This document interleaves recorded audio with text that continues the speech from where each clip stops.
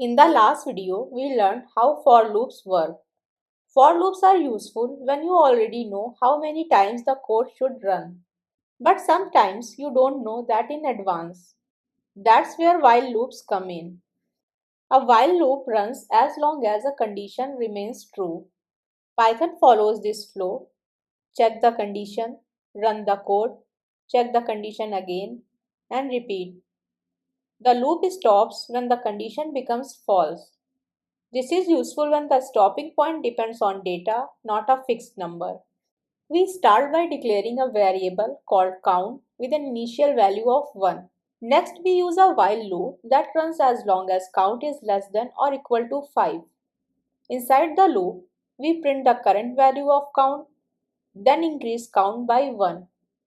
Increasing count is important. If we don't update it, the condition will never change and the loop will turn into an infinite loop. Here is what happens step by step. Python checks whether the count is less than or equal to 5. If the condition is true, the code inside the loop runs. The value of count is increased. Python checks the condition again. When the condition becomes false, the loop stops. Let's take an example. Suppose the initial balance is 1000 and we want to reduce it by 200 until the balance becomes 0. First, we initialize the balance variable with the value 1000. Next, we use a while loop with the condition that the loop should run as long as the balance is greater than 0. Inside the loop, we reduce the balance by 200 and we print the remaining balance. This loop keeps running until the balance reaches 0. Now let's dry run the code step by step. Initially the balance is 1000. The while condition is true, so we enter the loop. We reduce the balance by 200, making it 800 and print remaining balance 800. The loop condition is checked again. Since the balance is still greater than 0, we enter the loop. The balance becomes 600 and the program prints remaining balance 600. The condition is checked again and is still true. The balance is reduced to 400 and the program prints remaining balance 400. The condition is checked again. The balance becomes 200 and the program prints remaining balance 200. The condition is checked once more. The balance becomes 0 and the program prints remaining balance 0. Now when Python checks the while condition again, the balance is no longer greater than 0. The condition becomes false and the loop stops. Now let's run the code and verify the output. The output matches what we expected. Let's understand how to exit a loop early. For this, we use the break statement. The break statement immediately stops the loop and moves control outside it. It works with both for loops and while loops. Let's understand this with an example. We start by declaring a list with the values 2, 4, 6, 9 and 10. We also declare a variable I to use as a loop counter. We use a while loop that runs as long as I is less than the length of the list. Inside the loop, we check whether the current value, numbers I, is equal to 9. If it is, we print found 9 and exit the loop using break.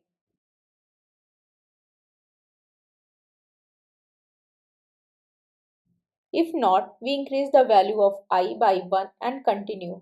Now let's dry run the code step by step. Initially I is 0, the list length is 5. So the condition is true and we enter the loop. We check numbers 0, which is 2.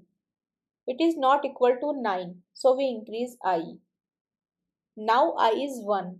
The condition is still true, so we enter the loop again. We check numbers 1, which is 4. It is not equal to 9, so we increase I. Now I is 2. We check numbers 2, which is 6. This is also not equal to 9, so we increase I. Now I is 3. We check numbers 3, which is 9. This time condition is true. The program prints found 9 and the break statement runs.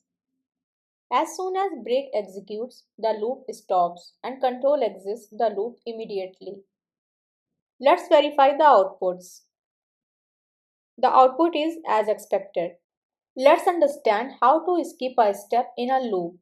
For this, we use the continue statement. The continue statement stops the current iteration and moves control to the next iteration of the loop. The loop itself does not stop.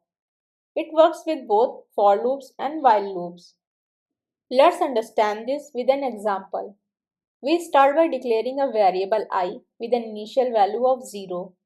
We use a while loop that runs as long as I is less than 5. Inside the loop, we increase the value of I by 1. We check whether I is equal to 3. If it is, we skip the remaining code in that iteration using continue. Otherwise, we print the value of I. Now let's dry run the code step by step. Initially I is 0, the condition is true, so we enter the loop. I becomes 1. Since I is not 3, the program prints 1. The loop runs again. I becomes 2. The condition I is double equal to 3 is false, so the program prints 2. The loop runs again. I becomes 3. This time the condition is true. The continue statement runs, so the print statement is skipped. The loop runs again. I becomes 4. The condition is false, so the program prints 4. The loop runs again. I becomes 5. The program prints 5. Now when the loop condition is checked again, I is no longer less than 5. The condition becomes false and the loop stops. Let's verify the output. The output is as expected. Let's understand when to use for and when to use while loop. Use for when you know how many items you are looping over a list or dataset. Use while when the stopping point depends on a condition and the loop ends based on logic, not a count. In data work, for loops are used more often, while loops are used carefully. Let's go through common beginner mistakes. First, creating infinite loops. Next, forgetting to update the condition variable. Next, using while when for would be clearer. And the last one is misusing break. You can use this to easily remember for loop is data driven and while loop is condition driven. Choosing the wrong one makes code harder to read. Now let's wrap up. In this video you learned how while loops work, why condition updates matter, how break and continue behave, and when to use while versus for. In the next video, we will write functions, so we don't repeat the same logic again and again. That's where cleaner code begins. Thanks for watching. I am Aksa Zafar and on MLTude, I teach data science and machine learning in a simple step-by-step way. Practice a little and I will see you in the next video. If you found this video helpful, don't forget to like, share and subscribe to MLTude for more AI and machine learning tutorials.